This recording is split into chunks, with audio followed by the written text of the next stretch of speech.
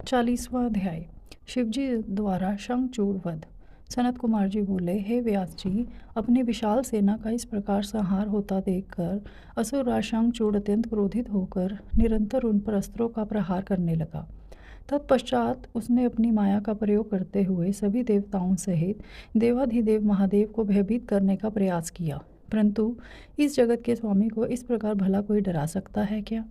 देवाधिदेव महादेव जी उसकी माया से तनिक भी भयभीत नहीं हुए और उन्होंने शंखचूड़ पर अनेक दिव्य शक्तियों से प्रहार किया, जिनके फलस्वरूप शंखचूड़ की माया पल भर में ही विलुप्त हो गई।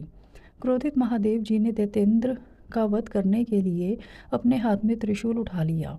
जैसे ही वे त्रिशूल का प्रहार करने आगे बढ़े, तभी उन्हें एक आकाशवाणी सुनाई दी, जो कि सिर्फ शिवजी के लिए ही थी।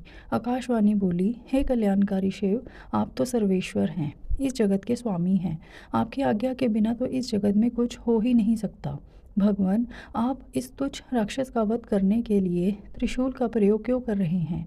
इसे मारना आपके लिए बहुत ही आसान है। भगवान, आप तो सब वेदों के परम ज्ञाता हैं तथा सब कुछ जानते हैं।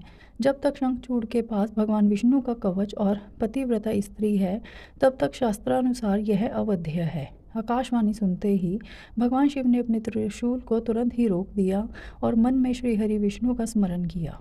श्रीहरि अगले ही क्षण हाथ जोड़ उनके सामने उपस्थित हो गए। तब शिवजी ने विष्णु जी को इस संकट को दूर करने का आदेश दिया। भगवान विष्णु ने तुरंत एक ब्राह्मण का वेश धारण किया और भिक्षा मांगने के लिए दैत्यराज शंखचूड़ के पास पहुंच गए। वहां पहुंचकर विष्णु जी ने भिक्षा मांगी।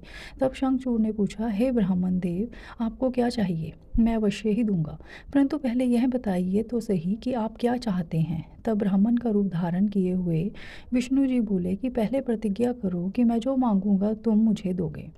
इस प्रकार जब शंखचूड़ ने ब्राह्मण को उसकी इच्छित वस्तु देने का वचन दे दिया, तब विष्णु जी ने उससे उसका कवच मांग लिया। कवच लेने के पश्चात वे ब्राह्मण के रूप में ही दैत्यराज की पत्नी देवी तुलसी के पास गए। मायावी विष्णु जी देवताओं के कार्य को पूरा करने के लिए देवी तुलसी के साथ भक्तिपूर्वक विहार करने लगे।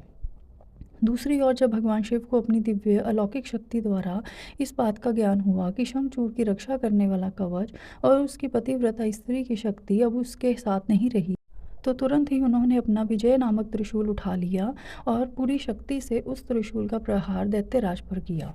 उस दिव्य त्रिशूल के प्रहार से पल भर में ही शंखचूड़ के प्राण पखेरु उड़ गए। दैत्यराज शंखचूड़ के मरते ही आकाश में दुंदुभियां बजने लगीं, चारों दिशाओं में मंगल गान होने लगा और भगवान शिव पर आकाश से फूलों की वर्षा होने लगी। वहाँ उपस्थित सभी देवता भगवान शिव की स्तुति करने लगे और उनको धन्यवाद कहने लगे। असुर शंखचूड़ भी भगवान शिव के हाथों मृत्यु को प्राप्त होकर अपने शाप से मुक्त हो गया। उसकी हड्डियों से एक विशेष शंख की जाति बनी। उस शंख में रखा गया जल अत्यंत शुद्ध माना जाता है और उसका प्रयोग देवताओं पर जल चढ़ाने के लिए तथा घरों को शुद्ध करने के लिए किया जाता है। वह जल देवी लक्ष्मी और श्री हरि विष्णु को बहुत प्रिय है, परंतु इस जल को भगवान शिव की पूजा में प्रयोग नहीं किया जाता। इस प्रकार दैत्यराज शंखचूड़ के वध के पश्चात कल्याणकारी भगवान शिव प्रसन्नतापूर्वक नंदीश्वर पर आरूढ़ होकर देवी भद्रकाली, कुमार कार्तिकेय और गणेश सहित अपने अनेकों गणों को साथ लेकर पुनः अपने निवास कैलाश पर्वत की ओर चल दिए।